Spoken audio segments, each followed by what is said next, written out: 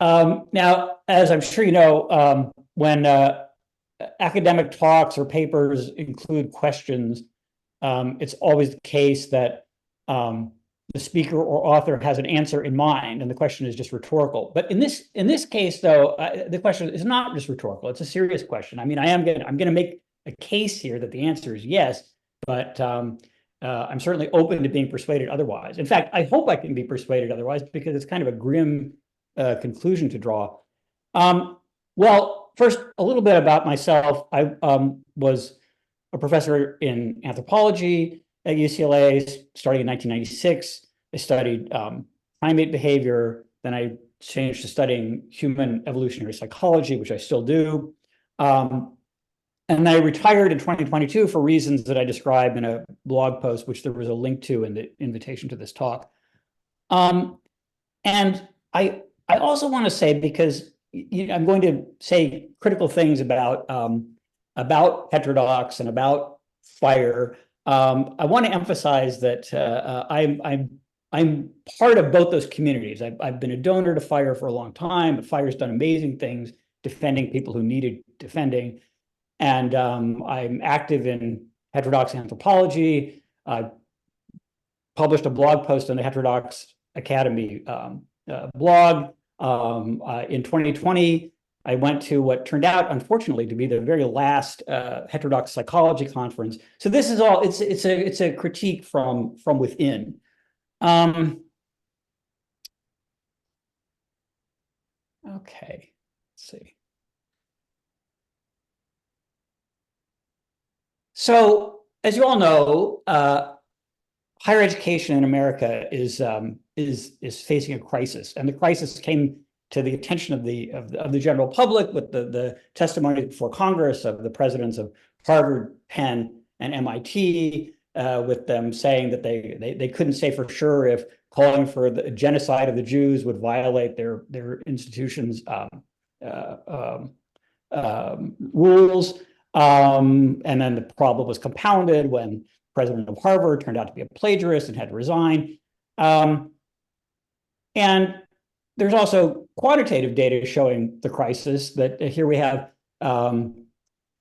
percentage of US adults who have a great deal or quite a lot of confidence in higher education, how that's changed since 2015. And it's declined, of course, it's declined the most among Republicans, but it's also declined among independents and even to some extent among Democrats. And then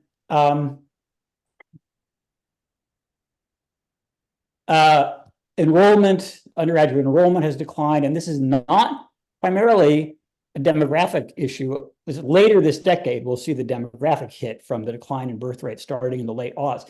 This is people who could be going to college who aren't going, and it's especially among young men who are declining to go to college. So what's the problem here? And one hypothesis, or maybe you could call it a diagnosis, since we're talking about figuring out how something has become pathological, is this, that the big problem is the erosion of academic freedom, restrictions on free expression in higher education. And that's what, in the different ways, both FIRE and heterodox were created to oppose. So FIRE mostly provides legal interventions from outside. Heterodox is mostly about cultivating within academia a culture of respectful listening and open debate. And the argument here is, and it's set forth especially in this book that Greg Lukianoff and Jonathan Haidt published in 2018, The Coddling of the American Mind, that the argument here is a lot of this is driven by the demand of students, for safety. And this is attributed to overprotective parenting, children being, from a young age, being protected from all kinds of upset, not just physical, but emotional. And so growing up to think that the world owes them complete safety, and that this causes them to become fragile and require even more protection. Furthermore, students are measurably much more depressed and anxious than they used to be, possibly a result of social media addiction. And this too causes them to be to demand being protected from ideas that might upset them. And then related to this, Joe, I am so sorry, but I have to just interrupt. I really apologize. This has been made into a movie, The Coddling of the American Mind. It's not like your standard documentary. We're going to be showing it at UCLA probably on February 28th, and you just cannot miss it. It won't be out before February 21st, but it's so interesting. Well, go back to Joe. Okay, thanks. And then related to this is this idea that's been advanced that part of what's going on here is the feminization of the academy. As women take more and more leadership roles in administration, there becomes more and more of an emphasis on empathy as a supreme value. Empathy as being more important than free speech. And I was reminded of this when I attended the Academic Freedom Conference at Stanford in October 2022. And it was a recurring joke, except that it wasn't a joke. It was a fact that this is the only gathering that anyone had ever attended where the line for the men's room was much longer than the line for the women's room. I would say about 80% of the people there were men. So there's something to this. Go to more math conferences, sorry. Yes, indeed.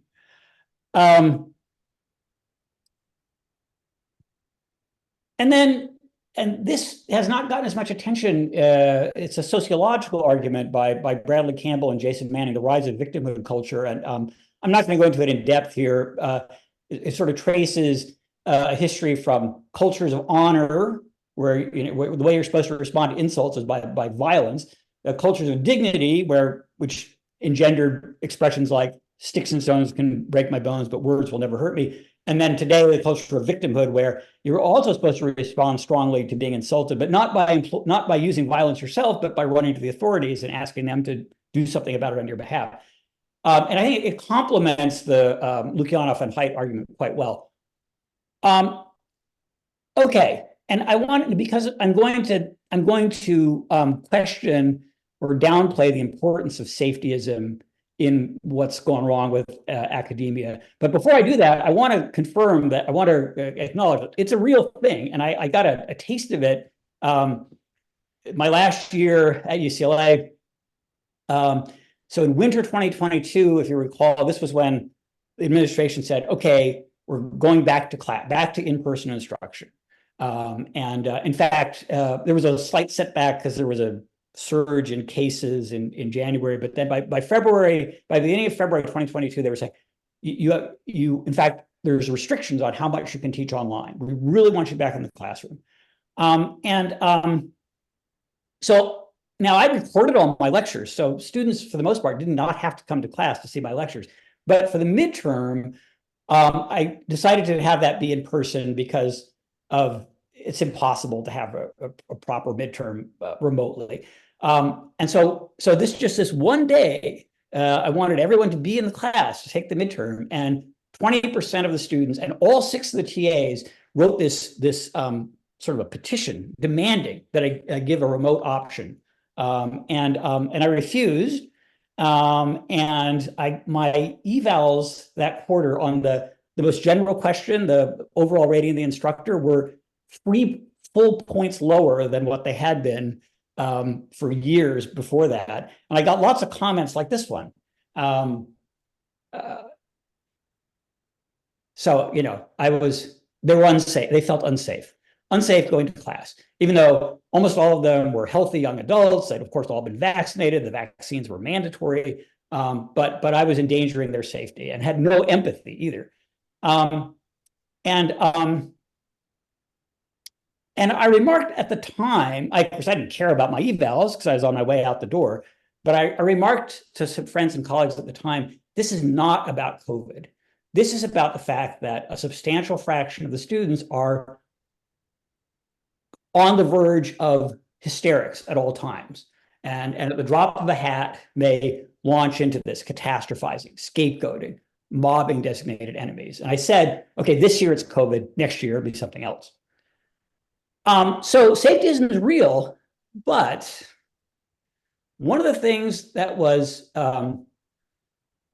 that was revealed in the testimony of those three university presidents, revealed for the whole country to see, is only some people's demands for safety or empathy are granted. So what was shocking about this was that Jewish students and faculty asking for safety or empathy received either at most empty verbiage, no action, but more commonly they were ignored or mocked. And so this was it was astonishing to a lot of Americans, partly because of the perception, which I think is accurate, but it doesn't really matter whether it's accurate or not. The perception that the Jews are vulnerable, or at least potentially vulnerable. But in fact, this differential granting of access to safety and empathy is standard stuff for the people who run our universities. So in 2021, a psychiatrist gave a talk at the Yale University Medical School entitled "The Psychopathic Problem of the White Mind." And no one in the university leadership was concerned with with safety for or empathy toward white students. Because of this, I would conclude that safety and empathy are not primary values of the people who run our universities. They are rather selectively deployed tools. And whether this is like a cynical calculation or a sincere belief doesn't really matter that much. But when confronted with this, and some people seem to think that they're sort of scoring this knockout rhetorical knockout punch by saying, well, there's double standards. How come some people are granted safety and empathy and not others? The reason this does nothing is because these things appear as double standards only to people who believe in liberal, and here I mean that very broadly, including classical liberal values, things like equal treatment before the law, or more broadly, equal treatment by the authorities. But for these people who are devotees of critical theory, which divides humanity into oppressors and oppressed, it's not a double standard. It's a single standard. It's whatever furthers revolution against the oppressors, that's good. Whatever hinders it is bad. And so that, of course, that means treating different people differently. Okay, so getting back to this question of the erosion of academic freedom, and is this the primary culprit in what's gone wrong with higher education? Well, first we have to ask, what is academic freedom? And again, this is something that's highly emphasized by both FIRE and Heterodox. Now, I see we have at least one lawyer in the audience, so maybe you can maybe I'm completely wrong about this, and you'll set me straight. But as far as what I can see is that academic freedom is not the same thing at all as the First Amendment right to freedom of speech, and it's something I think that FIRE is seriously confused about.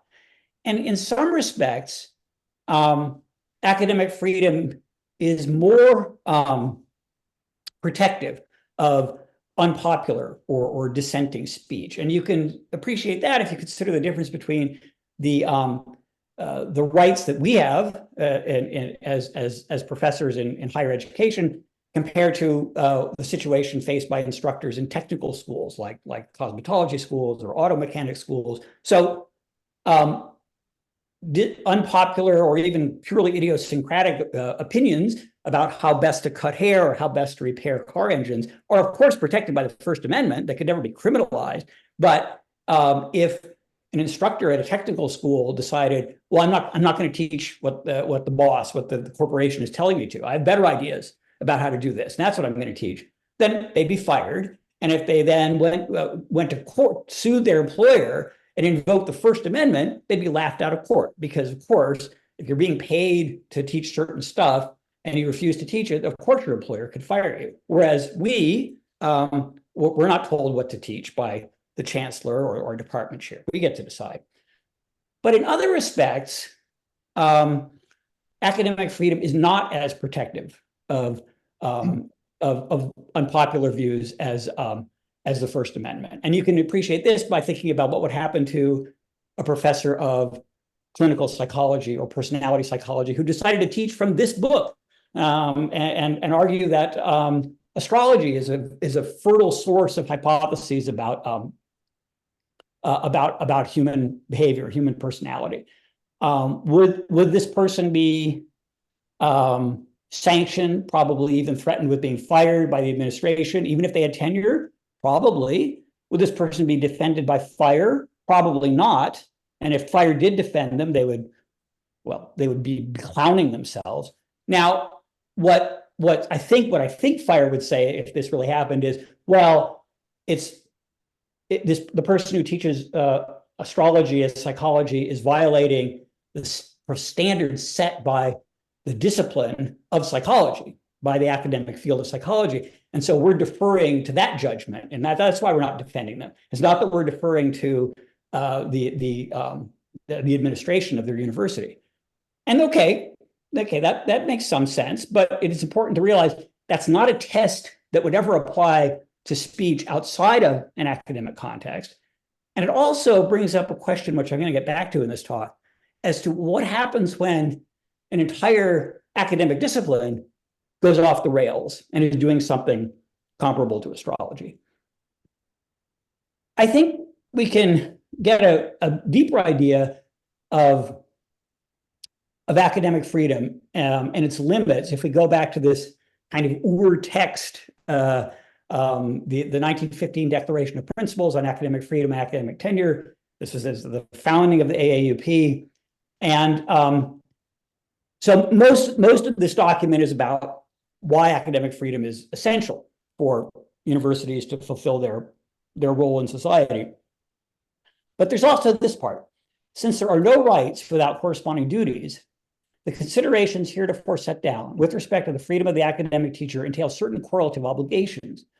The liberty of the scholar within the university to set forth his conclusions, be they what they may, is conditioned by there being conclusions gained by a scholar's method and held in a scholar's spirit. That is to say, they must be the fruits of competent and patient and sincere inquiry, and they should be set forth with dignity, courtesy, and temperateness of language. And this phrase, that gained by a scholar's method and held in a scholar's spirit, I think that this captures what it is that marks our unique contribution to society. Now, universities are not and should not be for-profit institutions. We don't make a profit, but that does mean that we have to be asking for money from donors and taxpayers, and we have to be asking 18-year-olds not only for money or for their parents' money, but also for 4 years of their time. And so, what is it we're providing in exchange for this support? And from my point of view, the thing we're providing that no other institution in society provides or can provide is this the scholar's method and the scholar's spirit. And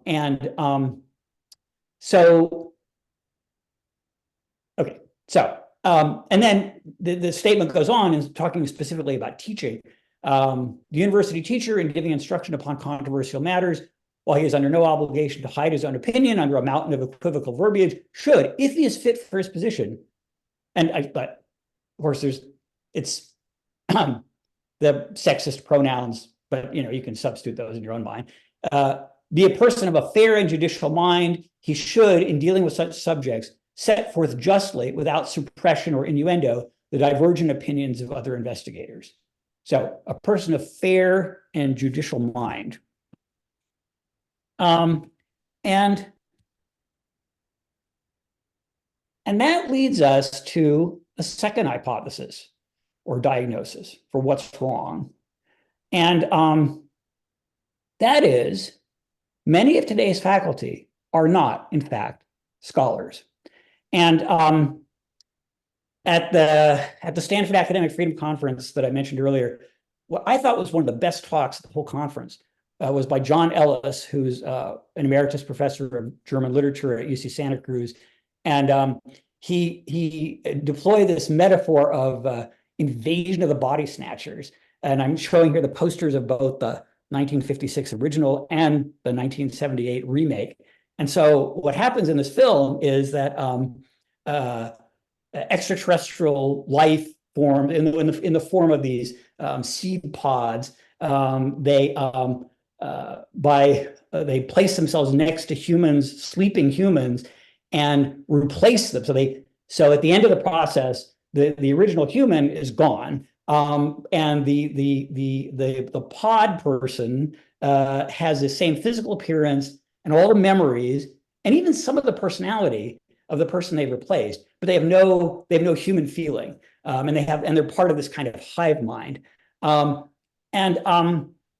So what Ellis was arguing was that even though at a superficial level, professors today are very similar to professors of 50 or 60 years ago, and that that's true in terms of daily routines. So what they spend their time doing, lecturing, grading papers, writing books and articles, and in terms of also their annual round, they teach, they go to conferences, their career trajectory, they spend some time before they get tenure, then they advance through the ranks. That sort of at a superficial level, there's been very little change. Probably the only big change is that we spend a lot of time looking at screens and a lot less time in the library than our predecessors.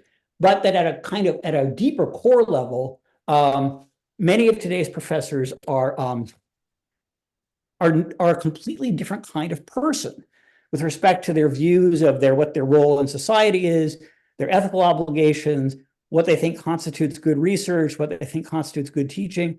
They're just a completely different kind of person. Instead of being the kind of scholar described in the AAUP 1915 statement, they are ideologues of critical theory with its emphasis on the social construction of knowledge. That is, there's no such thing as objective knowledge. Claims to have knowledge are really just claims to have power, and the division of people into oppressors and oppressed, with the oppressors being can do no good, and the oppressed are completely innocent victims. And this is especially true of faculty who rise to administrative positions. And so that's how you get someone like Claudine Gay as the president of Harvard. So in contrast to what the attitude of a scholar ought to be, they think they already know the answers to all the important questions. If they use evidence at all, they treat it in a lawyerly, and by here I mean like a litigator. So evidence is something to be spun to support an argument that you've already come up with, not a scholarly fashion of weighing the evidence and being willing to change your mind. They use the classroom for ideological preaching, and more, this has been especially true in the past 10 or 15 years. They don't sound like scholars. They sound like street corner agitators or cable TV screamers. They've given to profanity-filled rants and personal attacks. And okay, now here this then goes back to the first diagnosis was the primary problem is the erosion of academic freedom. But in this view, that's just a symptom. The reason that these people are so keen to suppress dissent is because that is a key feature of the critical theory that they subscribe to. So in this theory, social reality is constructed by discourse. Well, therefore, oppressive discourse has to be stamped out. And so when they say things like speech is violence, that's not just a slogan they're pulling out of thin air. It's based on deep theory that they subscribe to. And as an example of this, I'm going to point to this this department at UC Santa Cruz, the Department of Critical Race and Ethnic Studies. This report that I'm citing is emphasizing that what these people are doing violates UC rules and is anti-Semitic, which may very well be true, but that's not what I want you to focus on. What I want you to focus on is how their behavior is just about the antithesis of the behavior that is set forth as the standards for a scholar in that 1915 statement. So here, this is a statement on their department website a program committed to the study of colonialism, military occupation, and indigenous resistance, stands in support of the Palestinian people, blah, blah, blah, as an academic program housed on Turtle Island. And I only found out a few weeks ago what that means. Anyone else know what they're talking about? Turtle Island? Yeah, it's North America. Yes. Okay. So at least they're consistent, right? You know, it's not just Israel that's illegitimate as a settler colonial state, but the United States is also illegitimate. And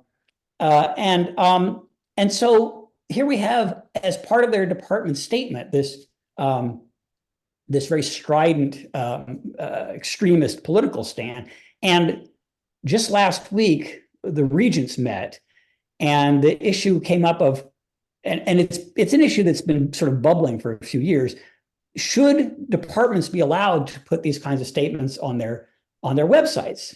Because after all, there are people within any department who don't have very much power, right? The junior faculty, the postdocs, and here these kinds of statements are speaking on behalf of all of them. So doesn't it violate their academic freedom that they're being spoken for? And the regents punted on this. It was tabled. My guess is they're never going to do anything about it. But it wasn't just this statement that this department, they're not content with just making statements. On November 9th, they called for, and again, we're talking about the department, called for a one-day strike. Don't go to class, don't go to work, get out in the streets. And so they blocked the entrances. UC Santa Cruz, there's only two ways into campus. They blocked both entrances and for hours. And this was too much, even for the administration. So here we have this note from the chancellor a few days later. Unfortunately, some people disregarded their responsibilities by blocking the main entrance of our campus for hours, preventing ingress and egress, closing the intersection, and creating unsafe situations where drivers were waved into the intersection by protesters and then surrounded. So what we see here is a department that sees as a major part of its mission, agitprop and political street violence. So this is the kind of thing which indicates people who've strayed very far from the way a scholar ought to behave. And we can ask, well, how far does this kind of corruption extend? And the grievance studies hoax of Lindsay, Bokosian, and Pluckrose revealed that it extends really far. What they did was they submitted 20 hoax papers, all of them with absurd or unethical conclusions, to leading journals in gender studies, masculinity studies, queer studies, sexuality studies, critical race theory, critical whiteness theory, fat studies. What they found was 7 of their papers were accepted, and 7 others were still in play before one of the published papers drew a lot of media attention, and then the whole thing was exposed. So these included papers whose conclusions were that we should train them like dogs to prevent rape culture. We should institute as a competitive sport fat bodybuilding. So, rather than just having competitive muscle building, it should be competitive fat building. And my favorite was they took a chapter of Mein Kampf and substituted for everything that Hitler thought was good, like the German Volk, they substituted things that intersectional feminists think are good, like solidarity feminism. And for everything that Hitler thought was bad, like the Jews or international finance, they substituted things that intersectional feminists think are bad, like the patriarchy. And this was accepted for publication. Well, if reviewers and editors of an academic discipline's leading journals can't distinguish between genuine manuscripts and absurd spoof manuscripts, it's not a legitimate academic discipline. And this is what I was alluding to. And I said, well, the psychologist who taught astrology would likely lose their job because the discipline of psychology disapproves of it. But what happens when an entire discipline has become something as unsupported as astrology? And so one more statement from the 1915 Declaration. It is, in short, not the absolute freedom of utterance of the individual scholar, but the absolute freedom of thought, of inquiry, of discussion, and of teaching of the academic profession that is asserted by this Declaration of Principles. There's another difference between academic freedom and First Amendment freedom of speech. Freedom of speech does reside in the individual, but what they're saying is academic freedom is a freedom enjoyed by the profession. It is conceivable that our profession may prove unworthy of its high calling and unfit to exercise the responsibilities that belong to it. And I would say, regrettably, that a large part of our profession has in fact proven unworthy of its high calling. I'm going to say something about my own field, anthropology. I see that Elizabeth Weiss is here, so you could say this better than I could. So she and some others tried to organize a symposium at the American Anthropological Association meetings last year on biological sex as an analytical category, and it was rejected. It was accepted, and then at the last minute it was rejected on the grounds that it would do harm to the trans and LGBTQI community. This symposium, it ended up being broadcast over the internet by Heterodoxy Academy. Now, if we go back just 7 years, we find Peter Wood, president of the National Association of Scholars, writing this is an article called "How Anthropology Was Corrupted and Killed." Anthropology departments today typically include a few people who know about DNA and evolution, and a whole lot of people committed to social justice by celebrating one or another kind of victimhood. Okay, that was in 2016, but in 2023, so what he's referring to here is the sociocultural anthropologists who he says are the ones advocating for victimhood or victimized classes, and the biological anthropologists, the ones who know about DNA. But now the American Association of Biological Anthropologists issues this statement, which there's part of it is about kind of legislation in various states, but this is the sort of the key part. As biological anthropologists, we condemn the historical role of our discipline in producing binaries of sex, gender, and sexuality. Well, to reject the sex binary for humans is pseudoscience. And I could give you a 30-minute lecture on why it's pseudoscience. I don't think that's what you're here for, though.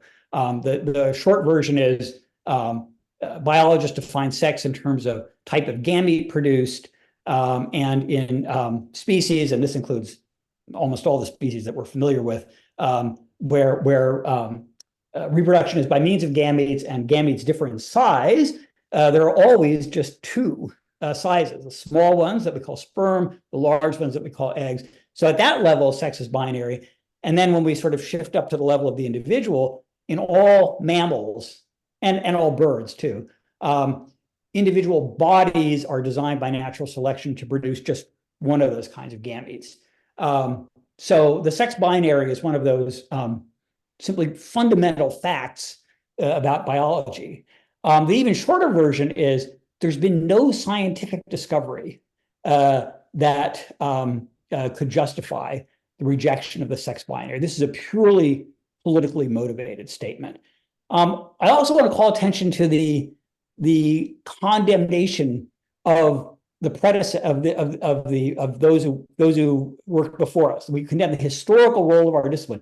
This is hugely popular in anthropology these days. So unlike the grievance studies disciplines, which only started in like 1970 at the earliest, and so they were founded purely to advance what we now think of as critical theory. But the more traditional disciplines like anthropology, they have this, well, I guess you could call it a problem, but you might want to call it an opportunity, because of course, critical theory kind of it thrives on identifying and attacking enemies. So here, the enemy is our predecessors. And so my own department hosted this webinar, "The Case for Letting Anthropology Burn: Race, Racism, and Its Reckoning in American Anthropology." And then Akhil Gupta, who's in the department, was the president of the American Anthropological Association, and as his presidential address gave a talk with this title, Decolonizing U.S. Anthropology.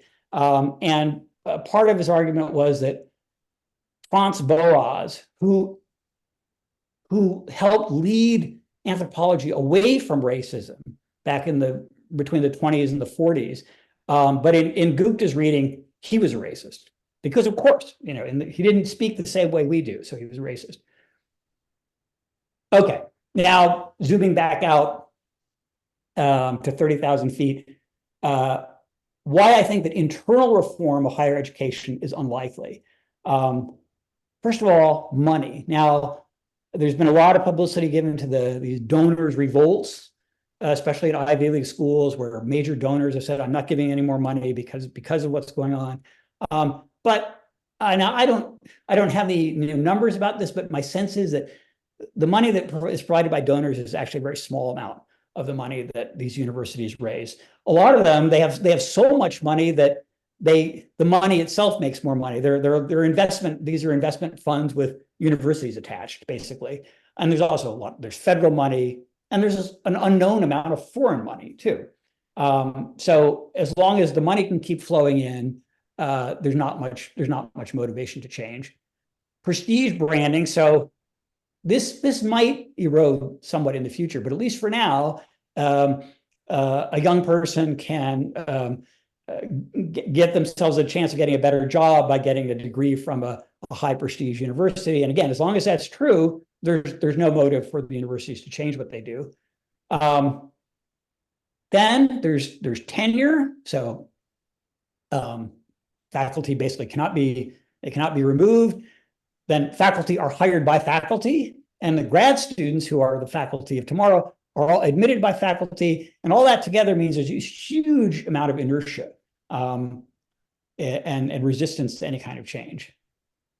And then there's this, and this is from Greg Lukianoff's new book, which it's really rather alarming. So there's these questions about is it ever acceptable to shout down a speaker during their talk, or to block other students from attending a campus speech, or to use violence to stop a campus speech?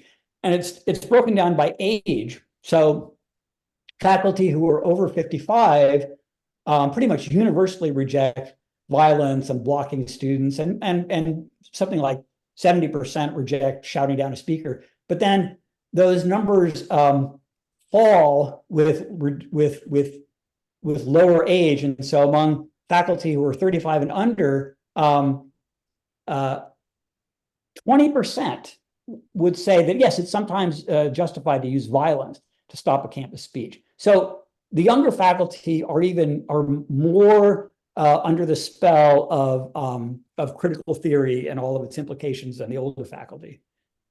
And then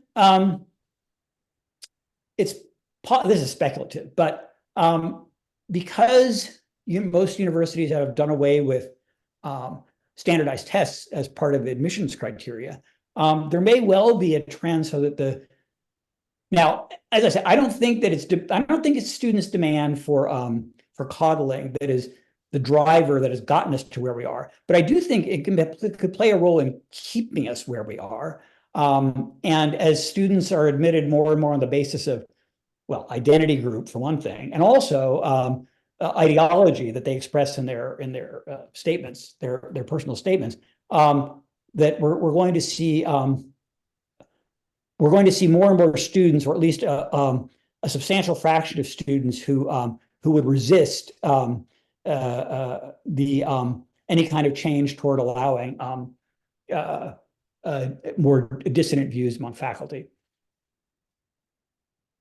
And I want to ask, okay, suppose that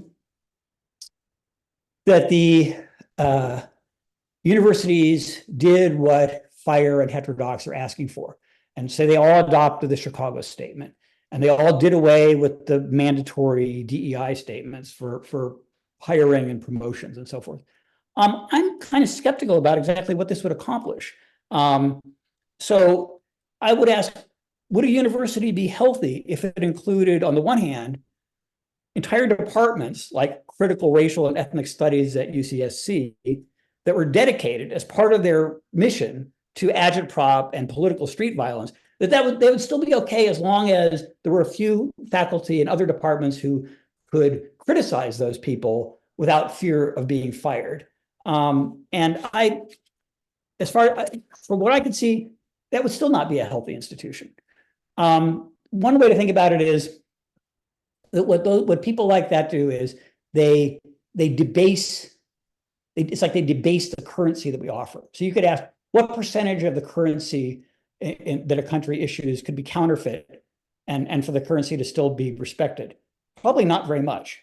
And so, to the extent that some of what our colleagues are doing is not really scholarship at all, how much does that debase what we all do? And so one response to that would be, well, what we need is a marketplace. If we have a free marketplace of ideas, so if they can present their ideas based on critical theory, we can present our ideas, and they'll battle it out, and the best ideas will win. Now, the marketplace of ideas, that should be how society as a whole operates, and so that is one of the arguments for freedom of speech. But can you really be confident that within a university the most sound ideas will triumph? Do you think that students enroll in classes based on how sound the ideas are? I think they're much more likely to look for is classes that are easy and entertaining. All right, so what is to be done? I think that something that it could be effective is what's going on in Florida, where and especially at the new College of Florida, this public liberal arts college, where it's a full-fledged hostile takeover. And so what DeSantis and Chris Rufo have done, so they've just appointed a whole new board, fired the president, abolished the DEI bureaucracy, abolish gender studies and the rest of the grievance studies departments, and then make an active effort to recruit unwoke faculty. And this, all of which has the effect of leading the woke faculty to feel unwelcome. And so, as I understand it, something like 30% of the faculty have left, which will improve the place. So that's one part. And then the other is to just abandon the existing schools and start new ones. So as in the University of Austin, which hopefully is just the first of many such schools. All right. Now, what I think some of you are probably thinking right now is, well, this is easy for you to say, Joe, because you quit. And you're not even really a player anymore. You're a kibitzer. And these scenarios that you outline are they're not, they can't be done. So even if you wanted a kind of hostile takeover of the UCs, the way that what was done in Florida, it's impossible. It couldn't happen in California. It can only happen in a red state. And as for abandoning the university, I can't quit. I have a family to support. I'm a long way from retirement, and I love doing research, and I wouldn't be able to do my research if I were emeritus. And so what I want to conclude with is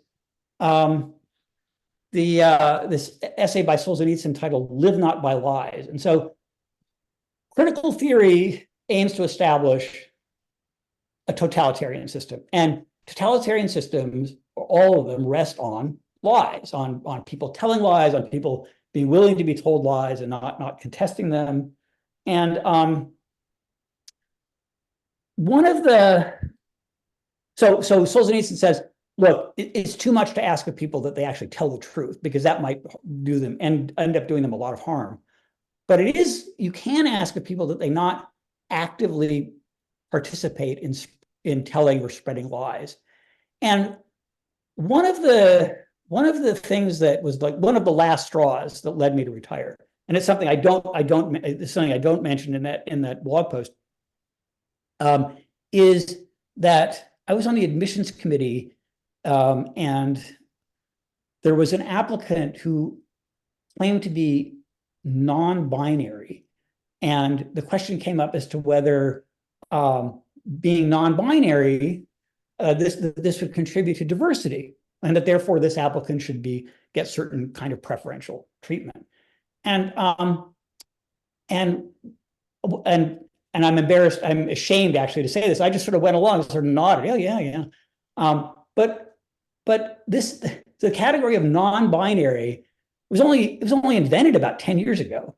And so the non-binary, they cannot claim to deserve preferential treatment because of a history of discrimination or exclusion, because there is no history. The thing was invented the day before yesterday.